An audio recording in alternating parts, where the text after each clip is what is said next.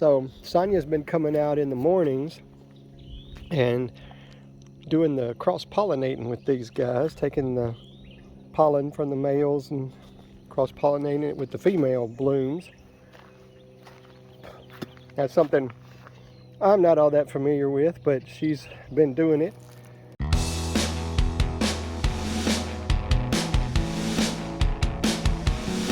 Hey guys, good evening and welcome back to the Wild Huckleberry. As you can see, everybody is eating over here. I've just finished feeding the cows. Here, I'll give you a better look at it as Natasha is over there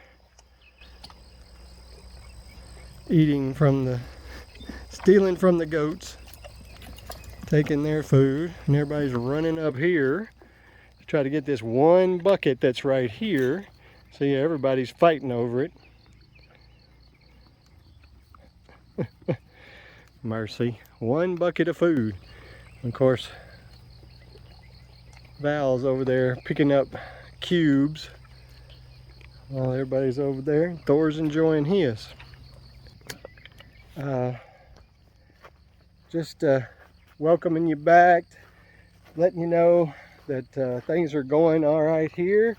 I lost another one of my chickens yesterday, one of the baby chicks. Chickens are not the smartest things in the world. They are good at some things. They're smart about some things. They're really dumb about some things, and it drives me nuts.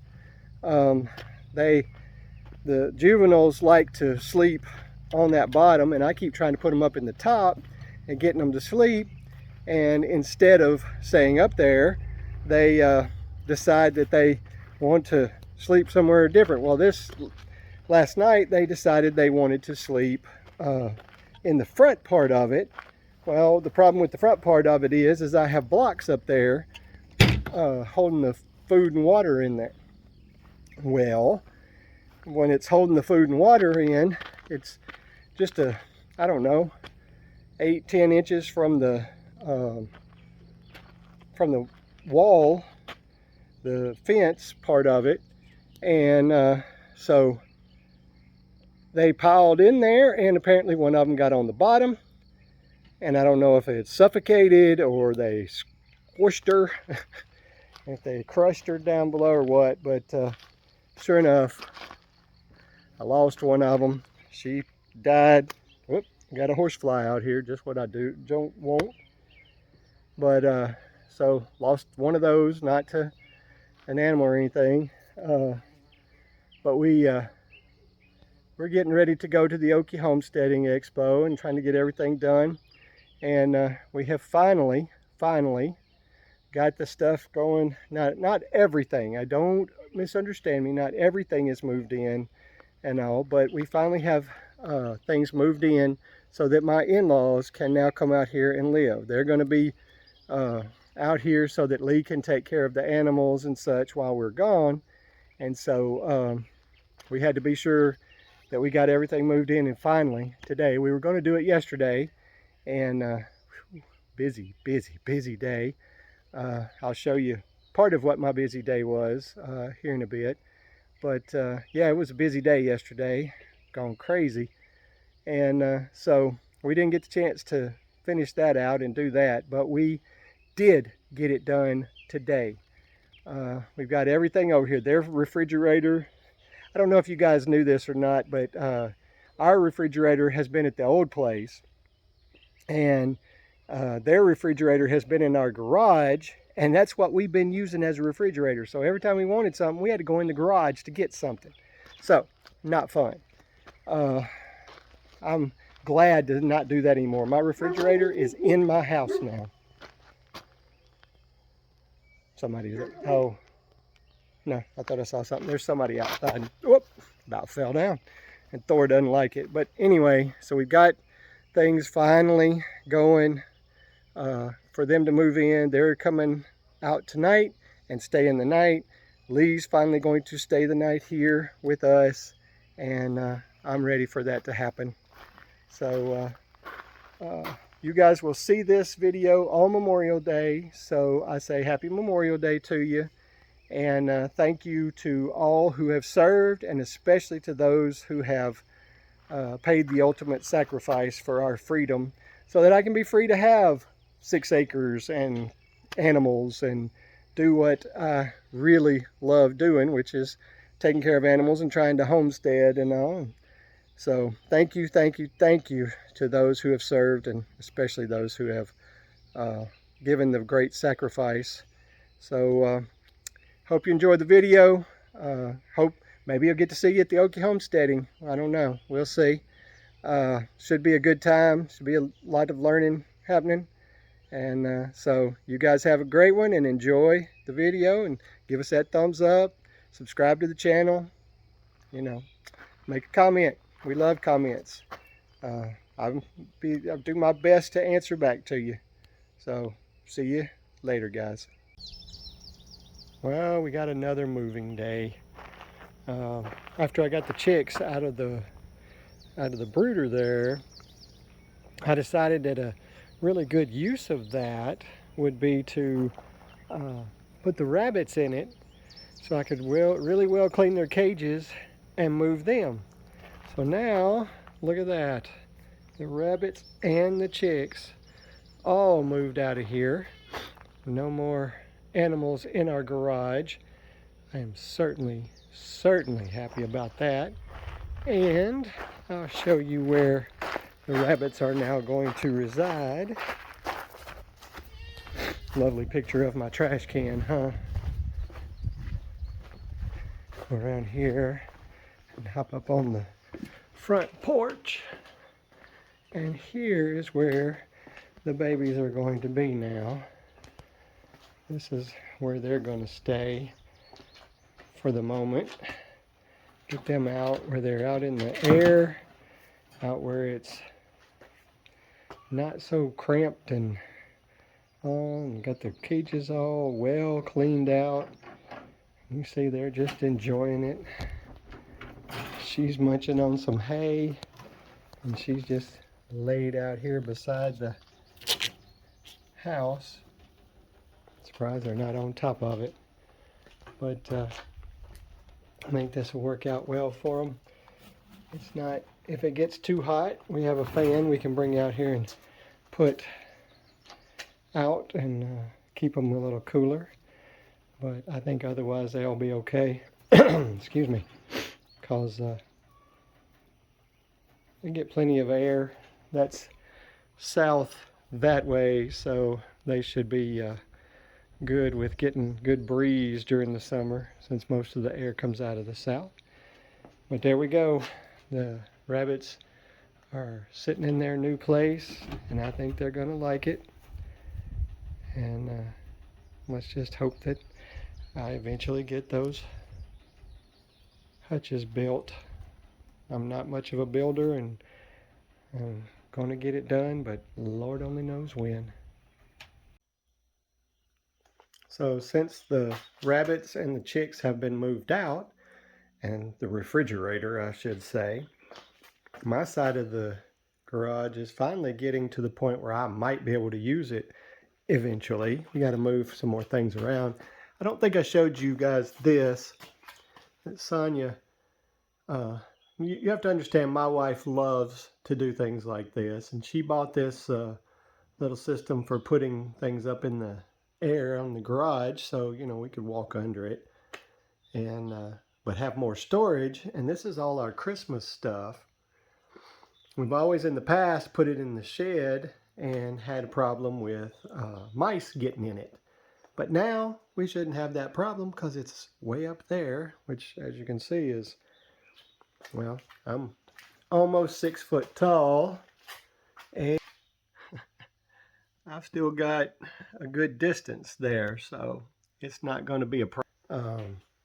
But my four-wheeler is going to take up residence in here for now. I like having it in here. For one thing, I can leave the key in it and not worry about somebody running off with it. But we just still have to move some of this stuff over here, maybe sell some of it. And then I can get I can get to the point where I can park in here. As you can see, Sonia already does. not me, not so much, but of course the rabbit's hay and the rabbit's feed is still in here, and the chicks' flakes. I probably need to buy me another trash can to keep with the rabbits to put all their stuff in. But man, just having that refrigerator gone makes so much difference on space. And it's just amazing for me to look over here. And well, for one thing, you walk out here and there's not all the smells of chicks, rabbits, and all that. And the flies are nowhere near as bad in here either. I mean, it is a garage. It's supposed to be for vehicles and storage and stuff, not so much animals. But thing is once we get baby chicks again, and yes, eventually we will probably put them in here because we like to keep them inside and safe during those early times. But at least it'll give us a while. We won't do that again for a little while. We are looking to get some more chickens, but you know, we're just crazy chicken people and we love them.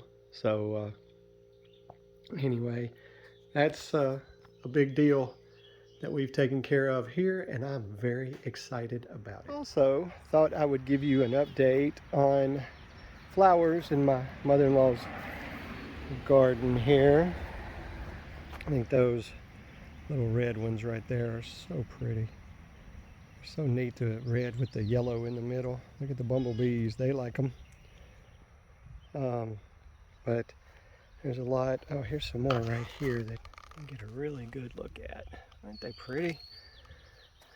There's a lot. She has blooming more over here, including these pretty yellow ones too. And again, as I said, somebody else would have to tell you what they are. Now these are roses, I do know that. There's some pretty purple flowers. Those roses are a little past their prime, but they're going, she's got them going up into the tree. And over here, of course, I will say this before I walk away. These, they got more getting ready to bloom too. But over here, we got some more irises and all kinds of things blooming. More of these irises that I love because they're 2 shades of purple. And if you've been here long, you know purple is my favorite color. Some pretty roses, more of the pretty irises. And these things right here are so pretty. Look at these flowers. Aren't they pretty? Of course, my mom would love those. She loves pink.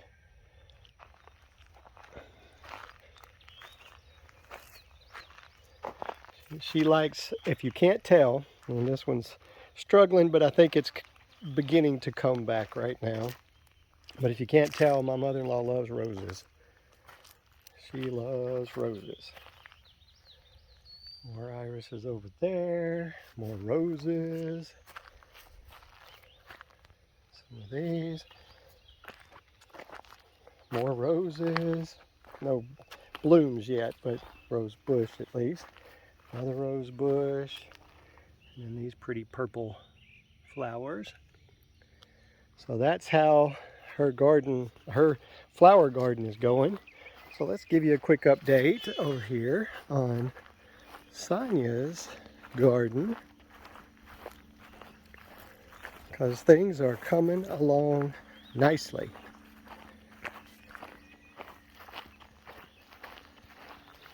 Here in the squash area, these things are getting big, and there are lots of blooms. And if you can see down in there, see if I can get you a good look at it. You see that? There's some fruit coming. There's another one over there. So Sonia's been coming out in the mornings and doing the cross-pollinating with these guys, taking the pollen from the males and cross-pollinating it with the female blooms.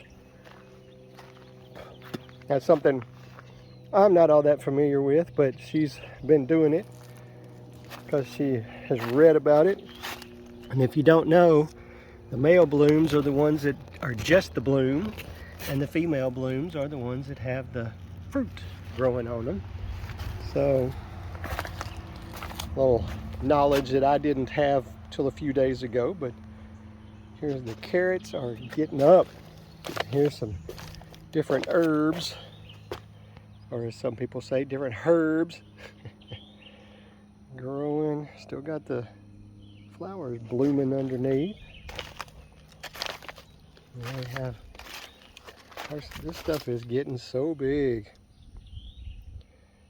She's doing great. It's coming right on. Her tomatoes, she's got to get out here and put her strings across here for her tomatoes, because they're getting to that point. Garlic is sprouting right nicely. Now this is her asparagus that she's had for a few years, and she hasn't been able to tend it quite as well as she will be able to now. She's mostly been using it to this point to get the seeds off of it so she can do more. And I was correct the other day, by the way. These are peas, and quite a few peas growing here and doing well. And then more squash and cucumbers back there. And my pepper plants are suffering a little bit. I think it's probably because they are overshadowed, but I do see a pepper. Oh look, I see a pepper. Can you guys see that? I see a pepper. I see some more trying to come. A couple more on that one, so need to be sure that this thing stays watered so my peppers can grow. Yes, I hope everything else does for her too, but anyway, the garden's doing great. My mother-in-law's flowers are coming along nicely, and spring has sprung. Heck, spring, we're almost getting close to June, so it's almost time for summer to be here. And time for us to have a few harvests out of this garden, and we'll show you some of that when we get there, guys. But just thought I'd update you on the garden. Sonia's garden is, again, doing great. Alright guys, I've got my live trap set. As you can see, I got it all covered up, and look what I caught. Here's the tip of the day for you. Live traps, you want to catch a fox? Use Oreos. Blows my mind. Had that suggested to me by somebody. I tried it, and here we go. Second day I had it out, I got a fox.